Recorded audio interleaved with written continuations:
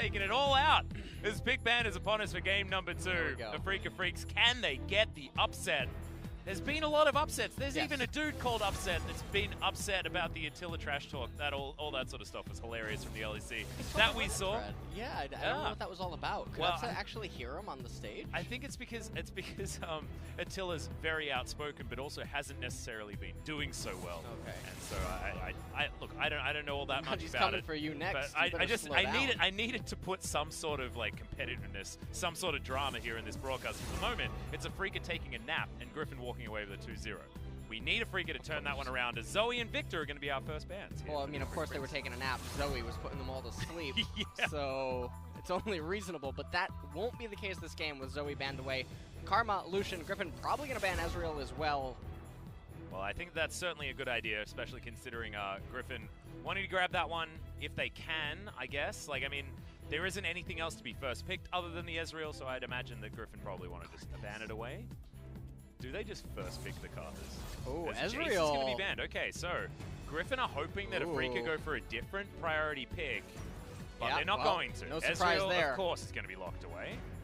And now, is Ezreal strong enough to carry the Afreeca Freecs against Griffin? Oh, man. Well, Griffin now, it's up to them to respond. Urgot is still available. Yorick still on the table as well. Thresh is also open, who many consider to be the best support. Currently on 9.3, Galio open as well. Instead, we're having a Lissandra hover. Yeah, it's going to be locked away pretty much instantly there as well. So it can be flexed into multiple roles, but in theory, it's been seeing most of the play in the mid lane and almost never move towards top side of the map. And support is something we heard whispers about, but haven't really seen happen. But the Galio priority is still there. We saw it banned by the Afreeca Freecs. And, I mean, in theory as well, Galio could be moving out of the support position, but we've seen it more predominantly down there, especially from Griffin. They do like running their interesting comps with Lehens, getting a bit more farming done and things like that, with Spell Thieves being picked up. But it's often with the Ezreal that this time they do not have access to. So Afreeca Freecs now wanting to round out their roster with just some standard power picks, especially in the Urgot. And where do they go for their final pick? But they're not going to do it. They're going to pick up the Braum. About to leave the desk. Oh no! There's going to be nothing stopping me from falling asleep while Afreeca lose this game. No! You need to stay here, LS, and help me. And also, Afreeca Freecs need to step up and utilize their power picks, because now they've got the Urgot, now they've got the Ezreal, they've got a lot of powers. Oh man, Griffin, what are we doing? We're picking up the Yasuo. And I actually love this if they're going to go Viper Lehens, Yasuo, Galio, bottom lane. Because you've got on-demand knockups there, you've got a taunt to create space. Like, I don't mind it. Could be Lissandra jungle. I'm throwing a curveball your way right now. It could be Lissandra jungle. All right, don't get too excited. No. Don't get too excited, LS. Don't take your own advice here, my friend. It could end up being Lissandra jungle, in which case the Yasuo could still definitely be mid lane, but not entirely sure. Okay, so, well, I don't know anything about Lissandra jungle. To me, it sounds pretty bad, but I don't know. Well, she's got a lot of AoE. Not gonna spoil anything for you in case we end up seeing it. I'm very excited for the potential Lissandra jungle, and something that Tarzan would certainly dabble in. Is Skarn going to be banned away from Spirit as well? And look, I don't know whether that's necessarily a ban I would have thrown out there, because Spirit playing with Skarner didn't do anything at all, and so you may as well have that one again. When you have a Lissandra and a Galio, I mean, I don't know why you're afraid of Skarner. It doesn't make any sense to be afraid of it, as your team is already designed to want to go into the opponent. So if they're going to bring you there, then thank you. More power to you. But LeBlanc and Olaf now banned away. Griffin does still have counterpick, and there's nothing stopping them from just taking the Nocturne Galio combination here. I mean, they've got so much pile-in and lockdown to come in from both of these champions, and if you imagine, like, you special delivery a hero's entrance into the backline, and Yasuo gets to pick his poison with where he wants to go, as that's the lock-in on the Sejuani, and Cassiopeia made her way all the way through this draft. She's taken a few hits, base damage on Q being the biggest one. Miasma getting nerfed is a bit of a meme, but at least losing some damage off the Q does mean that she's not first ban status anymore, but still not representing as much power, and she's been losing more than she's been winning. Yeah. And I do believe Griffin has actually been the executioner of her sometimes when she has gotten through. Viper the Jin Air series is one that comes to mind with Grace getting punished very hard as Sword. Think about the last pick, Yorick, and is going to lock it in. Beautiful stuff. Well, so that is going to end up being, I believe, a Yasuo bottom lane. Or is that going to be Yorick? Nah, it should be Yasuo with the Galio bot lane. Yorick on the top side of the map, picked into the Urgot pretty comfortably. And you've got Lissandra there for Chovy, wanting to get his roam on, wanting to get things done. And I love this composition from Griffin. I just feel like the pieces of this puzzle work together so nicely. And if you're going to go split because you don't have an AD carry, having a Yorick on your team who can just bring up the Maiden and send her down a lane if he wants to is certainly a great way to make a 4-1 composition like this work out. And 1-3-1 is also something they can utilize relatively effectively if the Yasuo gets ahead. So Griffin with a very different take on this game in comparison to game number 1, and certainly a lot more to talk about as far as compositions this time. Yeah, and we'll take another quick look at the comp before we jump into the game. Urgot, Sejuani, Cassiopeia, Ezreal, and Braum. They definitely they certainly have a lot of scaling available to them. And they also has massive power spikes at the 2-item mark across the board for these champions, and that's when they want to explode. And these laners, they can definitely get aggressive. They can look for solo kills and get it. But on the flip side, for Griffin, they have a little bit of a different approach to the game. All of these champions get very oppressive and scary at one item. Also, equally, they can look for some aggression inside of the laning phase. This is a completely different phase compared to game number 1, where it's a gentleman's agreement, where both teams are just going to sort of sit back and do nothing. I mean, the Nocturne might do that, but for the most part, the laner shouldn't be. Yeah, and I feel like this is different as far as where the game state is going to be in the early game, because now it's Nocturne playing around a lot of priority in the lanes, and let's see how it goes as we're hitting Summoner's Rift for game 2.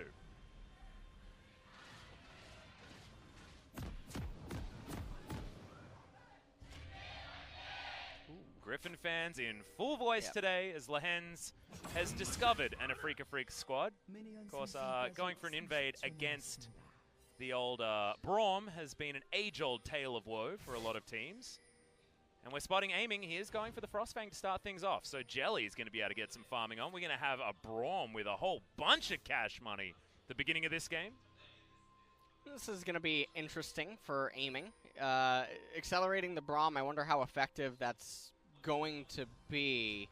He's not a champion that really changes too much depending on how many items he has. No. He'll get tankier. Nice. That's cool. Yeah, that's cool, man. Yeah, all right. Awesome. Hey, he might be able to build some more utility items. Might have a Knight's Vow earlier on in this game, you know? That actually could be quite helpful for the way that Griffin wants to team fight later on. But with the teleport available on Ezreal and whatnot, I don't think that we'll end up seeing too many split push shenanigans, especially because of Freeca's blue side, so... All right, we're going to go straight in with the Justice Punch first from Lehens. Okay, just waits it out. Does have, of course, the Aftershock. Able to keep the Galio alive for an extended period of time. Is now got Griffin. They're going to pile into this minion wave. And aiming was actually doing a really bad job of taking minion aggro right here. He's losing a lot of HP just to the spellcasters. So this is a little bit interesting. They're getting shoved in underneath that turret really quickly and taking noticeable amounts of damage. Yep, Jelly farming things out. It's always confusing to see, but at least someone's farming in this lane. It's not the full Frostmancy scenario, as, guys, this is something that we will be seeing after the hotfix comes in. Remember, it is just proximity to a teammate that stops that one from working out, so it's solo lane Frostmancy that's the problem in this duo lane. We may see this cropping up here and there, especially with Ezreal's being picked up. So, Sword on the top side up against Kane. What do you think about the Yorick versus the Urgot matchup? I feel like it will work okay for the Yorick, but I don't know as much as you about how these things work. So the Yorick Urgot has been going on for a little while now in Korea for solo queue and also scrimmages. And Urgot definitely has solo kill potential on Yorick, but it's such a weird dynamic. If Yorick ends up getting ahead, Urgot can never salvage the lane, which isn't always the case for some other matchups that he can encounter. But if Urgot ends up getting ahead, Yorick still has the gank assistance that's available to him, and obviously the Maiden can certainly be a nuisance. And so it's sort of a similar dynamic with Jace in a way, except Urgot can't recover at all. Right, okay, so it's just a little bit more do or die for the Urgot. Okay, we'll see where the Sword navigates it. At the moment, you can see Keen with a relative advantage, and we know that Keen can play these laning phases out very aggressively as, oh man, Aiming having to use the Arcane Shift to get himself out of the taunt range. And having a look at that bottom lane, I mean, Griffin was just smashing it, pushing Aiming and Jelly in over and over again. Jelly doing his best to keep things farmed up underneath this turret as Aiming wants to try and get harassed, but right now I haven't seen too many of these Klepto procs coming in. The Spell Thief has been denied by a lot of these wind walls from Viper. Finally, he's going to get tagged up there by Aiming. Still relatively even on gold, so at least they have that going for them. And certainly Ezreal's Kleptomancy helping out considerably. Yeah, looking into the jungle as well, I mean, Spirit doesn't seem to have been punished quite as badly as he was on the Skarner. Of course, a lot more agency on the Sejuani a little bit earlier on. But Tarzan's just power farming and will have parity on camps with Spirit now, as Spirit's going to walk over some vision. And Keen actually going to flash over the Dark Procession. All right, Sword. Going to get slowed down. The Purge not going to offer too much damage forward. And that was just a flash. Yeah, I'm not sure you're going to... Yeah, you keep talking. You keep talking. All right. I'm not... There's a visual bug, guys, and Keen's flash is now on cooldown. Nothing just happened up there. Yeah, look, I don't know either. I don't know either, LS, but he pressed a button and damn, it looked cool, you know? He was chasing up, and cut the video after that, and you're like, look at this aggression from Keen. Oh, great to see. This is really scary now, because Nocturne's going to end up hitting level 6 when Keen still will not have the flash available to him, and that's going to definitely be something that Keen's going to have to keep on his mind, and I can't see top lane, but it looks like... Oh, we can see bottom lane as Jelly's burning down. Viper wants to get another one, but doesn't find it. Steel Tempest not there. Jelly will walk out. Another Dark Procession up top, as Sword does have teleport to get himself back into this lane, as the back is going to come through. Aiming was body blocking, just so that there weren't any stray winds of war or anything like that. As this bottom lane for the Afreeca Freecs is going to hell in a handbasket very, very quickly. And so far, Chovy in trouble. Yeah, wow. Yeah, that Q got nerfed, by the way, guys. Cassiopeia is definitely a force still to be reckoned with. And normally, I mean, she does still get banned on red side occasionally. Although sometimes teams do allow her through. Griffin, historically one of the teams to allow her through, even when she was at her strongest. Yeah, they just don't really care about going up against the Cassio, but right now... man. I think they're going to go for a flash, yeah. Going to get in there, but Chovy turns around at exactly the right time. Keen did land the ultimate, but Chovy gets enough health back with the self-ult and has to just invest the flash. I don't know how he managed to turn in time, but he did. Probably going to see another quick replay of it, and that's really thin timing. If that stun ends up landing, Chovy's going to go down. UCal is going to be able to convert that into at least a plate, and the whole lane turns on its head where Lissandra can never walk up to a wave again. Yeah. I mean, UCal was already taking a lot of control in this lane, and that would have really been one of those nails in the coffin that we saw in game number 1 that Griffin were able to pull off on that top side. They recognized that the Jace was going to have priority. They did something about it early. Felt like Afreeca Freecs were trying to go for a similar play, but unfortunately, Chovy just too fast with those reactions. And now Spirit going to be handing over the blue to UCal here. Yep, and Vision being swept out here by the Yorick. He comes in with his own control ward. There are a couple here on the top side, and Afreeca Freecs are prioritizing topside Vision, leaving this bottom lane on a bit of an island. Yeah, and Chovy elected not to use his teleport to return to lane, so he is at about half mana, and his blue is still ways away. This is actually the opportunity for UCal to try to get mid lane priority, and during the blue buff handoff, try to make a rotation up to top lane, because Ocean Drake is the first one on the map. So regardless of if Viper and Lehend have priority, and maybe Chovy Tarzan would look to make a 4-man bottom, you can, on the flip side, try to prioritize top lane, put Yorick in the ground, and get plates there. Yeah. We'll see if they end up doing it with Spirit. But if I've been watching some of the games lately, I know all too well not to expect that. Yeah, I probably wouldn't Wouldn't put money on it. No? Alright. We're in Korea as well, so it's a little bit more difficult to put money on things just in general. As our Sword's going to come up, as you can see, we've got a bit of a visual bug here as his ultimate is not a question mark. It is, in fact, the Maiden, so we know that it exists. It's fine. As Viper That's so weird. Win wall for a bit where of did they extra value. get that? I think it's graphic. Since the patch and since you now have 2 different icons, it gets a little bit confusing in the spectator client, I believe. I believe that one. See, now that it's on cooldown, so nope. It was available? No, it wasn't. No? Okay, that was never a thing. That was never a thing. I think that we're leaking a new champion. That was like a, who's that Pokemon? All right. You would have thought that Silas would have got that bug first, you know? Yeah, Since, that actually would have been interesting. The button changes to about anything possible. Oh, man. Imagine having a champion that presses R and it rolls a random ultimate. That'd be pretty cool. Ooh, that would be cool. Or a champion that you just roll random Qs. We should rework Twisted Fate, you know? Make it a full Gambit type vibe, you know? That would be really good. Yeah, a gambling champion. Yeah. You have to just sit there doing slots in mid lane or something like that, throwing cards at people. Doesn't sound too bad to me. Although I'm not exactly a huge fan of gambling. Just losing money for no reason sounds like a bad move to me. But Ocean Drake going to be started up here by Griffin. They will be able to lock that one down very easily, as well as Spirit coming on over. But I don't think he's going to get here in time, and that is the Smite Fingers on point for Tarzan. Now down by 100 gold. But Griffin have been down by much larger numbers than this. And no one's been worried in the past. And one thing to note about the Ocean Drake is that for both of these teams, it's almost useless. You can make the argument that it's a little bit more beneficial for the Ezreal and the Cassiopeia, but both of these teams, they want to go in one fell swoop. They want a wombo combo and get all their spells off, have this bloodbath of a fight.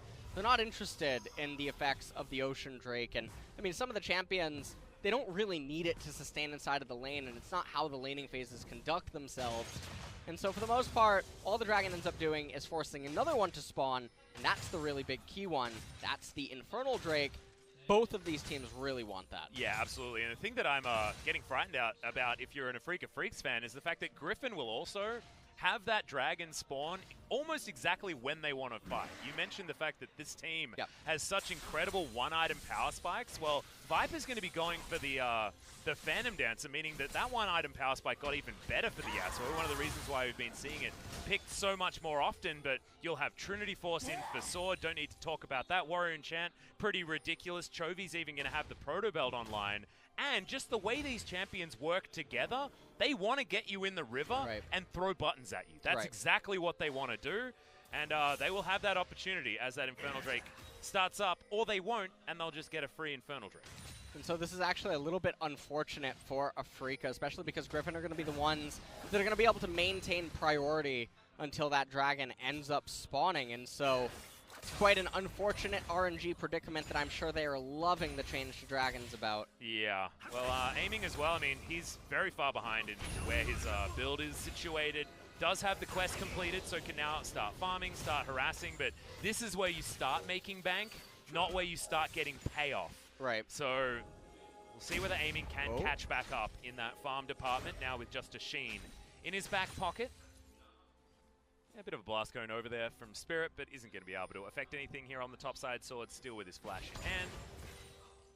Spirit is ahead in levels, and I think that, well, he is in close proximity to the Herald, but yeah, okay. Well, here's the bottom lane. Paranoia immediately goes down, and aiming is going to be soon to follow. Jelly underneath the turret gets taunted. He's got a big door there, and thankfully has a stopwatch, but look at the hens. Just hanging out under the turret, tanks it up forever. Tarzan going to pick up the aggro in the end, but still has 100 gold to deal with.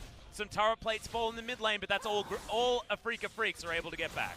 Yeah, and this is an excellent play, and it comes at a really good timing. And Spirit elected to go mid lane with UCal to try to pick up some plates rather than trying to solo the Herald and let UCal try to get the plates on his own. And so in doing so, Griffin is making out huge with how this game has turned out. Winwall ends up missing on the Ezreal ult. That's okay.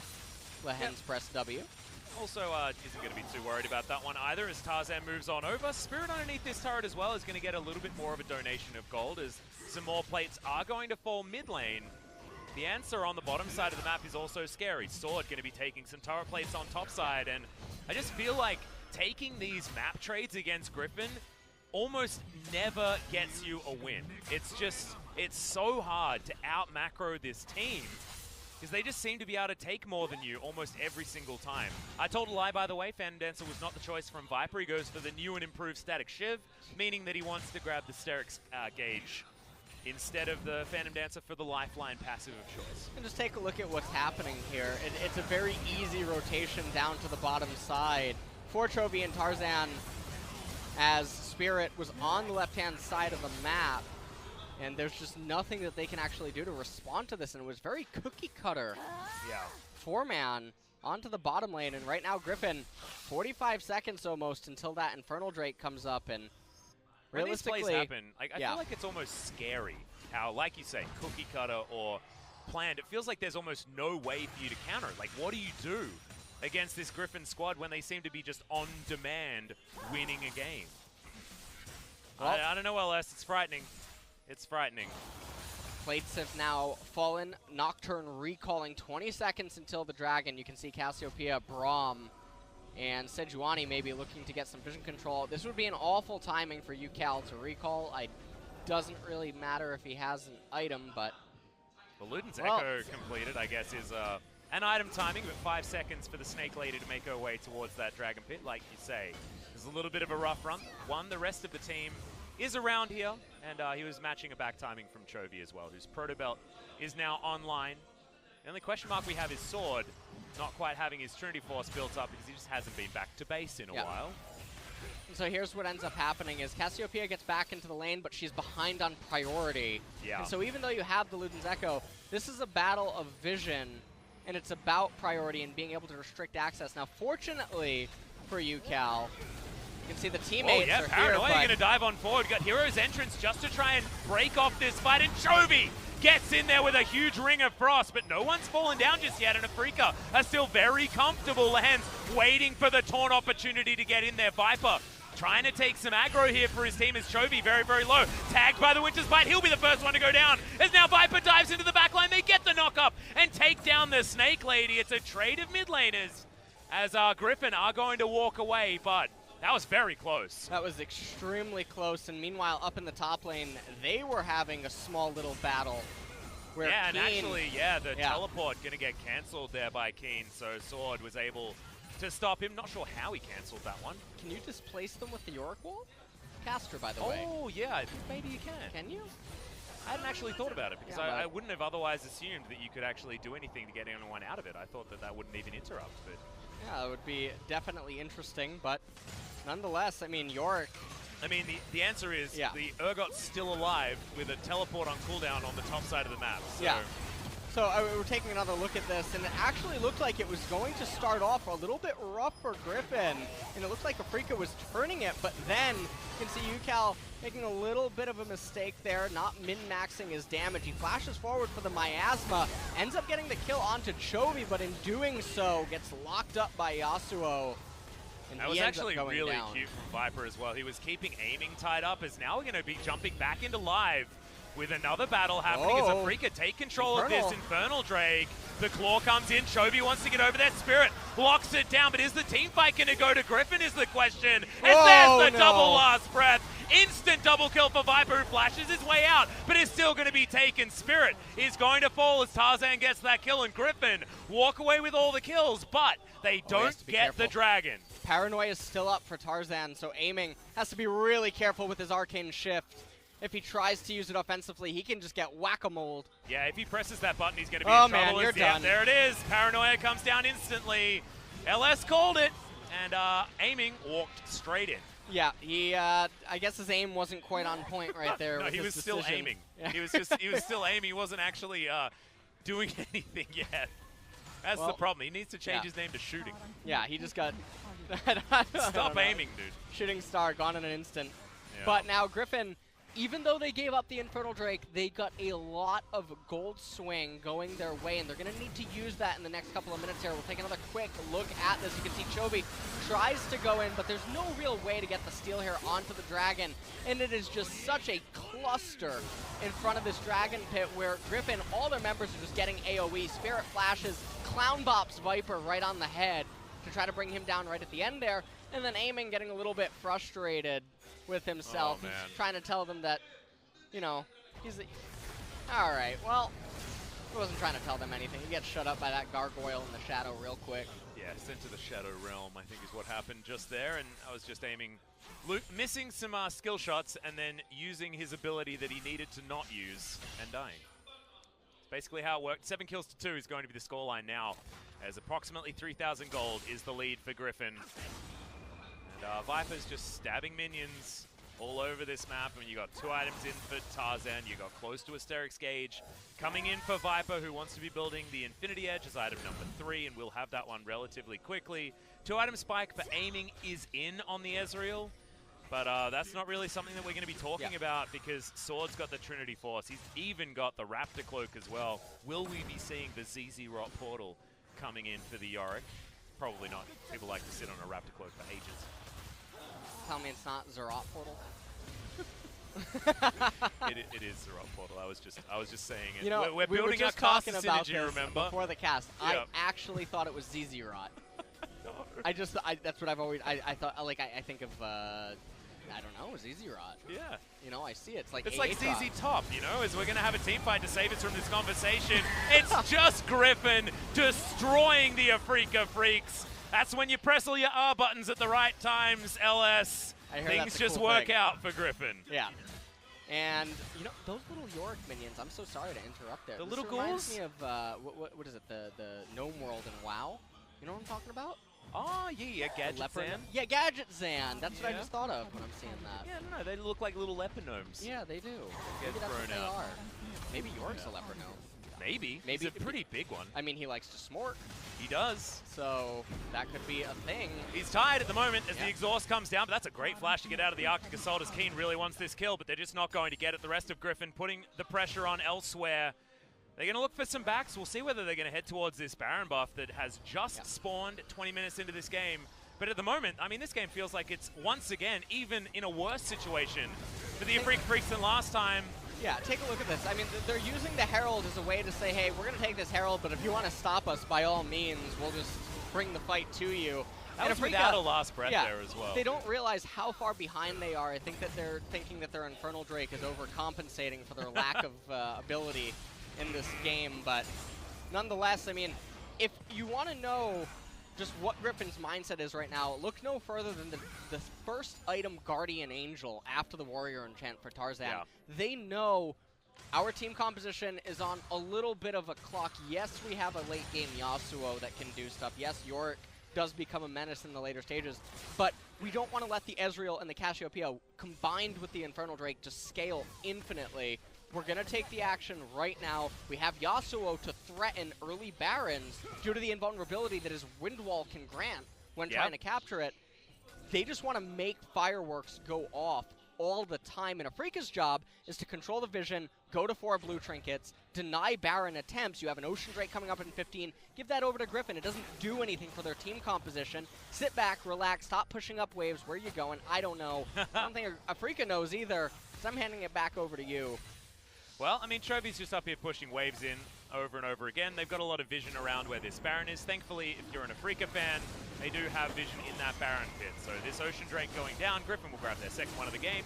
Would have liked that one to be an Infernal Drake, but that's not going to happen. That's going to be the next one. We're alternating. They're going Water, Fire, Water, Fire. See whether Afreeca can actually fight for that one, because I have a feeling that it's not going to be that 50-50 opportunity for Afreeca Freecs like it was the first time around. Ooh. Maybe just got to think about win conditions and what these compositions are good at, and Griffin likes to go to an objective, like a Baron, like a Dragon, and fight around it. And they right? say, That's hey, what their comp does really, really well. Yeah. Exactly. So now setting themselves up towards the Baron as Lehens does find his opportunity now as it's the Sejuani that's in trouble, but the backline immediately dove on as Tarzan very, very low. It's Viper that grabs that first kill. Lehens setting up for another taunt, but that's just creating space, and they get rid of the Cassiopeia, and they lose no one. And in doing so, they get the pick off on a pretty key target. I'm surprised to see that they're not just trying to threaten Baron. Some people might say, well, hey, they don't have a lot of summoner spells available, or not summoner spells, but ultimates available to do that. Instead, they're just going to summon the Rift Herald, maybe look to try to capture the luxury top tier 2 turret for some economic bolstering. Yep, they are going to be able to do that relatively easily. Of course, playing around Yorick, having priority on the bottom side of the map as well, being able to freely push up. Feels pretty good for Griffin, so they're not wanting to make too many over-aggressive plays where just passively they're winning the game. So I do like it. It's slightly more reserved play coming in here, but the Maiden is going to get taken out. Freecs haven't had a kill in a while, and that feels like probably the closest to getting a good thing happening that they can get at this point. 8,000 gold is going to be the lead at 23.5 minutes in. And it's just a game that has fallen away from Afreeca Freecs very, very quickly. It's like one skirmish happens and then a composition like this, how do you get back in here against Griffin? You want to be sieging against this comp. You want to be trying to fight them in situations where things are going to get hard, but instead they're fighting in the jungle and things like this happen. Yeah, the failed flash certainly doesn't help out at all, and Ezreal, he got knocked up right there, but it didn't really matter, and it was just all too easy for Griffin to collapse upon that team of Afreeca inside of that narrow corridor. And right now, Afreeca, they don't have the ability to contest them yet. They're still waiting on Ezreal's next tier item. They're waiting on the Liandry's Torment. They're waiting on the Locket of the Iron Solari, on Sejuani. They're still trying to scale. They have 2.5 minutes until the next Infernal. Like I said earlier, swap to 4 blue trinkets if you have to. Keep defending right in front of your turrets. Never leave your base if you don't have to. Give up all sort of vision. It's not going to matter. Let your Infernals try to scale. The problem is that Griffin's almost 9,000 gold ahead, so, you know. Yeah. It's getting to the point where Griffin just comes in and beats them with their wallet, and Afreeca has to fall over. And you can't win a game by sitting in your fountain and hoping that things are going to be okay. Strushop Barrage is going to scout the Baron that's already been started here by Griffin, and what are the opportunities here? Spirit is going to take point. Jelly setting himself up as well, and do we get the turn? Chovy setting himself up, does have an opportunity for a flank, but now Griffin are keeping Afreeca Freecs interested, keeping them hopeful as Tarzan relatively low as Lehens has to go golden. Paranoia comes forward as well as Tarzan relatively low from the Baron fight. Knockups coming in here as Chovy has locked up Yukal, and Yukal not even going to find the petrifying gaze. Q not going to hit there from Chovy, but finds the second one. Now Spirit in trouble. Hero's Entrance not going to get a knock up as Viper just comes in and stabs the piggy to death. Lehens doesn't care about his health bar. He's happy to die, always has been, and that's the double kill coming in for Tarzan. I don't know how he paranoias into a team with no health and still has his GA at the end. Well, Griffin, they're definitely going to be able to secure themselves the Baron, I think, here, but they seem actually a little bit afraid because Keen swapped to Smite, but there should have been no way for him to even dare approach that pit.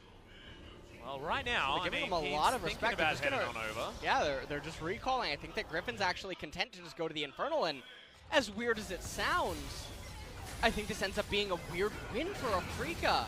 And I'm going to explain why in a second, but we'll take a quick look at this team fight, and you can see aiming almost able to finish off Tarzan, get his Guardian Angel, and take down Lehens with him. Spirit just managed to skate the way as Chovy put an end to Yukal right there, aiming being forced to flash out of the grand entrance from Lehens, and then he's brought down shortly thereafter. Tarzan managing to save his Guardian Angel, but even though that's a 4 for 0 on that side of the map, down in bottom, Keen ended up getting a kill onto Sword, and Griffin didn't achieve anything too big, and so the goal deficit remains about the same. The one thing now, though, is that Afreeca, I think they want to try to trade Infernal for Baron, and they can do that. That would certainly be a very big win. Okay, now we get our answer. Yep. Nice. So Sword took a couple of turret shots and then tries to teleport himself. And anything you can do, I can do better. Yeah, exactly. The Disdain comes in, and Phoebe on Death is going to be able to grab that kill. So we've got another fight immediately starting here as the Paranoia going to be thrown down early. I don't know whether he can follow as there's the last breath. Viper goes golden in the end. The activation is right in the nick of time from Tarzan as he's going to join his friends. And now Afreeca are scattered. The bottom lane is dead. And now Griffin should be able to turn, grab a Baron, or just walk into the base of Griffin and win. Sorry, the base of Afreeca and win. Griffin can't walk into their own base and win. That would yeah, I mean, they almost can. It's almost like what Afreeca have been letting them do so far, as the Maiden's probably going to get enough work done on these turrets. Pushes her way forward. soon as they spawn, they win. That's what's going on here. That's what feels like what happens, unless you've got Sandbox there getting all the priority picks. The only game that they've lost so far this season is Griffin turn off the Baron. Lehens is looking for an opportunity, still very high health. There's the knock-up, gets the taunt as well. Spirit going to be the first one to die as Viper grabs that kill, and then Ucal knocked up, stabbed to death. Double kill for the Yasuo, and Lehens, he's just everywhere, locking everyone up. And Keen just desperately wants to find a kill, but Lehens stays there, throws down the Winds of War, the knock-up comes forward, Chovy gets the kill. And now, Lehens, oh no, it just doesn't do any damage. We're used to Ezreal's doing damage with that ability. Aiming doesn't. And now the Baron is surely going to get taken down. In the meantime, the Maiden was set to work on the top side of the map and does get an inhibitor turret. So Griffin going back. 6th player. Yep, exactly. So she gets called back to do the Baron, but otherwise she was hanging out over there. And we'll take a look at what Afreeca was trying to accomplish. They were trying to go for a trade on the Baron for the Infernal Drake. It just doesn't matter. The gold advantage for Griffin is just way too high at this current point, and Afreeca's positioning as this fight ends up breaking out is super bad. I'm trying to think of, I'm trying to be politically correct. I like the idea, right? I mean, do it while the jungler is trying to take a dragon, but unfortunately the jungler has a global ultimate and can use it to jump on a priority target as a Nocturne 7-0 and 7, who's gonna do some damage, guys. Well, Afreeca thought that they were going to be able to burst that he's in the baby cage. Oh, that's adorable. So sad. But it looks like he was actually baby cage. Someone needs to put Urgot on a diet. He was a bit fat for it, wasn't he? Yeah, looking like a little Porky Pig, Humpty Dumpty fell off the wall. Well, I mean, he must be on a diet. He's not eating very much today. Oh man. Oh dear. Well, he's got 1 kill on the sword. That was the only good news story, but it feels a little bit like Keen's and Elo hell at this point. He's been creating some things, but there we go! From AA Troxes to ZZ Rots, we finally got it. So it picks up the ZZ Rot portal. I love it. Beautiful. Beautiful Absolutely stuff. Magnificent out of Griffin here in game number 2. I hope they're not Griffin. You wouldn't do that if you're this far ahead. That doesn't seem right. Is the Maiden just going to soak that True Shot Barrage like it was nothing? And Viper and Chovy get to work on the inhibitor turret on the bottom side of the map. Sword on top, and you've got a 1-2-2 where Griffin are just taking everything that they want. 15,000 gold is the lead, and this might be the last team fight in this game. Hero's entrance comes down. It's a good knock-up onto Keen, but they don't need to use last breaths on that. You've got Viper setting them up for himself as aiming in trouble. Inhibitors will now fall down as all of the kills that Griffin could ever want are happening. And now this Ezreal is looking like he doesn't need any nerfs whatsoever. Definitely a balanced champion now. As Afreeca Freecs with only aiming and spirit, watch their Nexus get 3 hit by this Griffin squad, who are not getting routed today. Definitely not by the Afreeca Freecs.